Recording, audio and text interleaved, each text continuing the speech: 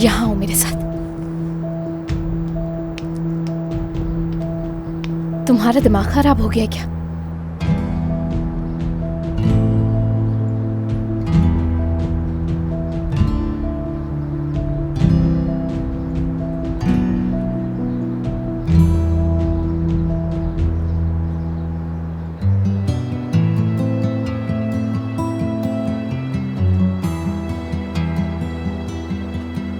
ठीक है नवाज,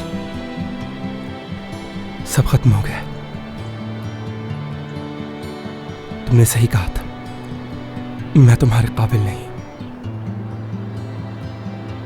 मैं समझ गया हूं ये बात।